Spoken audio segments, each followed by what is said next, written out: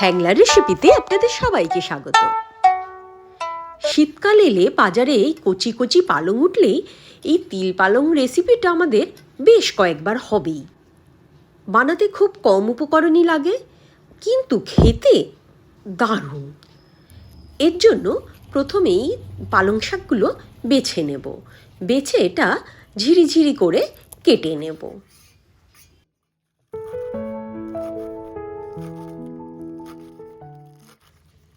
পালং শাকে কিন্তু খুব বালি থাকে, তাই জল দিয়ে বেশ কিছুক্ষণ ভিজিয়ে রেখে দেব।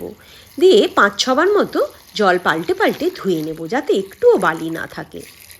আর পালং শাক ছাড়া আর যা যা লাগছে, 2টো আলু, 1টা পেঁয়াজ, 3টে কাঁচা লঙ্কা দেব, আর বড়ি, তিল নিয়েছি কিছুটা। এটা কিন্তু রোস্টেড, আপনি এমনি নর্মাল সাদা তিল নিলেও একই।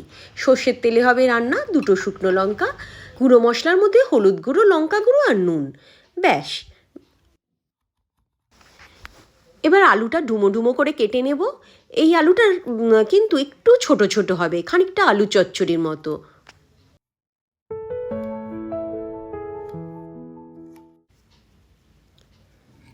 পেঁয়াজটা বেটে নিয়েছি। 3টে কাঁচা লঙ্কা চিড়ে নিলাম।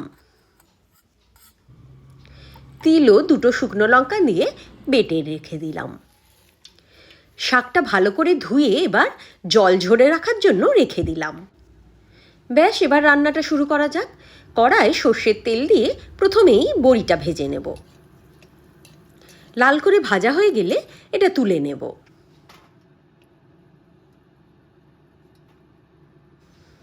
এবার ডুমো করে কেটে রাখা আলুগুলোও ভেজে নেব হালকা লাল করে।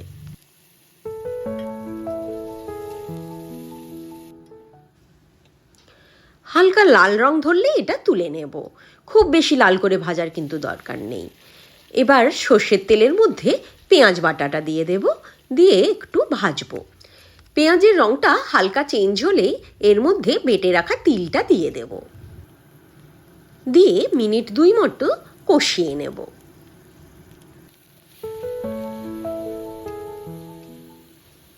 তিল বাটা দেওয়ার পর কিন্তু সমানে নাড়াতে হবে, না হলে নিচে লেগে যেতে পারে। এবার গুঁড়ো মশলাগুলো দেওয়ার আগে অল্প জল দিয়ে দেব। তারপর এর মধ্যে হলুদ গুঁড়ো, লঙ্কা গুঁড়ো আর নুনটা দিয়ে দেব, দিয়ে কষাবো যতক্ষণ না মশলার কাঁচা গন্ধটা যাচ্ছে। একটু শুকনো শুকনো লাগলেও আমি কিন্তু এর মধ্যে আর তেল দেব না, কারণ আলু বড়ি সবই তো ভাজা তেলে, তাই আপনি প্রয়োজন পড়লে অল্প একটু জল দিতে পারেন। মশলাটা কষানো হয়ে গেছে। এবার এর মধ্যেই ভেজে রাখা আলুটা দিয়ে ভালো করে মশলার সাথে মিশিয়ে নেব। এর মধ্যে এবার জল ঝরিয়ে রাখা পালং শাকটা দিয়ে দেব।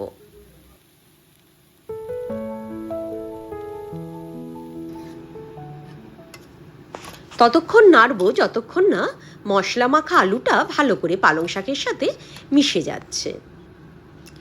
এই রান্নায় কিন্তু আর জল পড়ে না, কারণ পালং শাকের জলেই কিন্তু রান্নাটা হয়ে যাবে। শুধু গ্যাসের ফ্লেমটা লো করে রাখতে হবে, যাতে জলটা পুরো বেরোয়। দিয়ে ঢাকা দিয়ে রেখে দেব। মিনিট 5-6 পরে এটা খুলে দেখব। ঢাকনাটা খুলে দেখলাম বেশ আলুটা হাফ সেদ্ধ হয়েই গেছে, আর হালকা হালকা জল এখনও আছে। এটাতেই কিন্তু বাকি সেদ্ধ হয়ে যাবে। এই অবস্থায় ভেজে রাখা বড়িটা দিয়ে দেব, আর দিয়ে দেব চিড়ে রাখা কাঁচা লঙ্কাগুলো। বড়ি আর কাঁচা লঙ্কাগুলো ভালো করে মিশিয়ে আবার 4 থেকে 5 মিনিট মতো ঢাকা দিয়ে রেখে দেব। ফ্লেমটা কিন্তু লোই রাখবো। ব্যাস, টাইম হয়ে গেছে। হ্যাঁ, এই তো জলটাও বেশ শুকিয়ে গেছে, আর দেখলাম আলুটাও ভালো করে সেদ্ধ হয়ে গেছে। ব্যাস, রান্না কমপ্লিট। এবার গরম গরম ভাতের সাথে এনজয় করুন তিল পালং বা পালং পোস্ত।